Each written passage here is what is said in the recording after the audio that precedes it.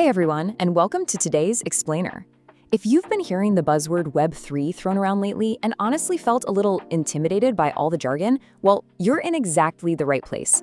We're going to skip the dense code and the heavy tech talk today. Instead, we're focusing on what really matters, the mindset shift. Transitioning to the next generation of the internet is actually a super exciting, highly approachable journey. So let's jump right in. To understand where we're headed, it usually helps to look at where we've been. So what can the internet of the 1990s teach us about the digital economy of tomorrow? If you were around for the early days of the World Wide Web, you probably remember the chaos, the crazy hype, and, well, the sheer amount of patience it took just to load a single web page. Yeah, that dial-up sound, right?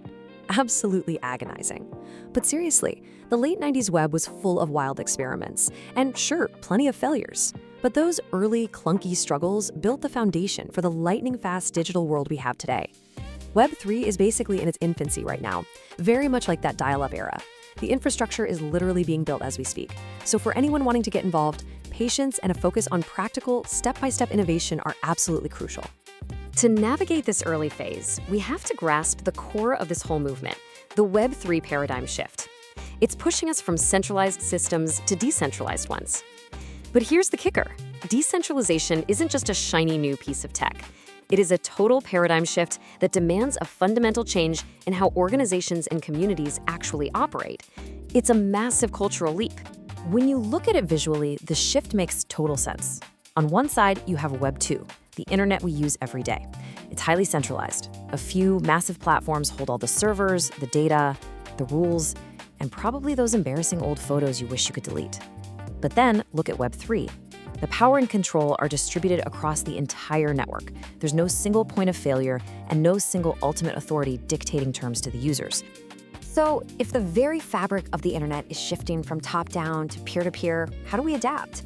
Well, we have to start decoding the Web3 mindset. It's about breaking out of our old mental models and learning how to thrive in a world that puts the community above the company. We're essentially rewiring our approach to the digital world. Stepping into Web3 means leaving behind traditional, hierarchical decision-making. It's no longer just a CEO or a board making all the rules. It's about collective governance. It means you aren't just a passive consumer anymore, you actually get a seat at the table. Decentralization isn't just about cutting out the middleman, it's about fostering autonomy, true collaboration, and shared responsibility. You can break this philosophy down into a really practical framework with 3 interdependent steps.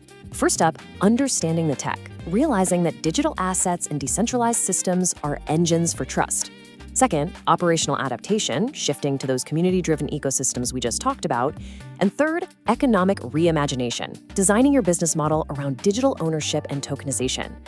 To make this super accessible, infrastructure builders like Uptick offer modular tools, things like decentralized identity systems and tokenization frameworks that make scaling these 3 steps completely seamless. A massive part of that operational adaptation is the rise of community-centric ecosystems. In Web3, users aren't just data points to be monetized or sold to advertisers. You are an active stakeholder. You participate in the decisions and you share in the rewards. Uptick's decentralized CRM tools are built specifically to help businesses interact transparently with these empowered communities. And that brings us to the absolute bedrock of the Web3 mindset, ownership. In Web 2, the platforms own your data, your content, even your digital identity. Web 3 completely flips the script on that. Ownership in Web 3 empowers individuals to truly own their data, their digital assets, and their online presence. Basically, you hold your own keys.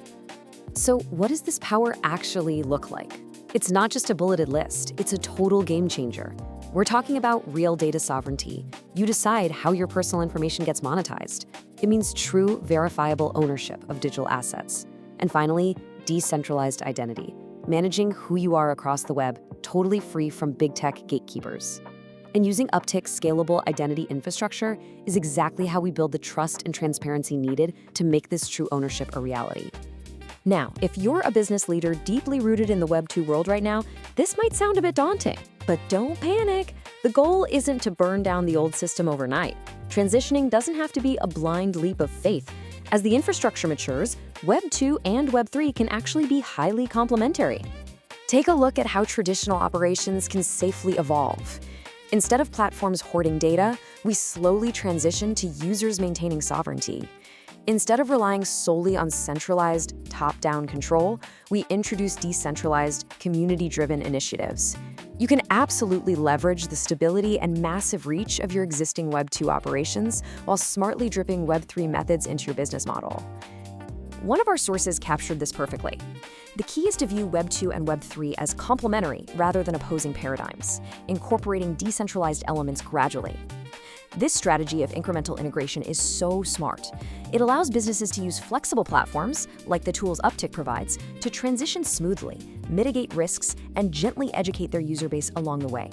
And one of the best ways to start that gradual integration is through digital assets. But what exactly is a digital asset in Web 3? If you're new to the space, you might just be picturing really expensive pixel art, but it's so much more than that. Documents, presentations, audio, marketing materials, pretty much anything of value can be securely represented and owned in the Web3 space. We can generally split these into two camps. On one side, you have pure collectibles. These are the early experiments that really kickstarted community engagement. But on the other side, you have functional assets and real-world assets, or RWAs. This is where it gets incredibly practical. We're talking tokenized event tickets, exclusive digital memberships, or even owning a fraction of an apartment building in Paris directly from your phone.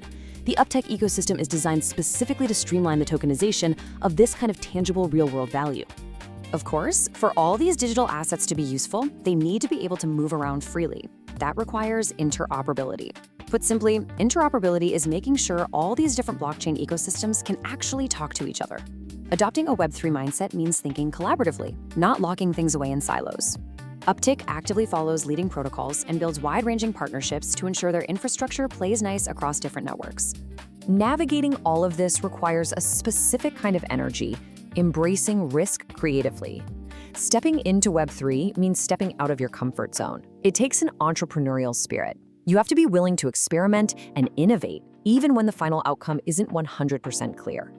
The source material points out a few defining traits for Web3 success. You need adaptability to navigate a fast-changing space, a collaborative mindset that crosses industry lines, and the vision to look past the short-term hype and see the massive, long-term potential of Web3. Being willing to experiment with those hybrid Web2 meets Web3 models we talked about is a fantastic stepping stone to building these exact traits. So how do you actually start building this mindset and getting involved? Well, the best way to learn is by doing. And in Web3, the best way to do that is to join a community. Uptick just launched their special interest groups. Whether you're into real-world assets, the creator economy, or lifestyle applications like loyalty programs and travel, there's a dedicated circle waiting for you. You can literally scan the codes right here on screen to join these groups. It all comes down to this final question. Are you ready to shape the next generation of the internet? Web3 isn't just something happening to us. It's a participatory societal shift. By embracing the principles of decentralization, ownership, and innovation, you can transform from a passive consumer into a core contributor in this exciting new landscape. Don't sit on the sidelines. Take that incremental first step today. Join the Uptick network community on Telegram and embrace the future. Jump into the conversation, ask questions, and start building your Web3 mindset with people who are just as excited about tomorrow as you are. Thanks so much for tuning into today's Explainer, and we'll see you in the community.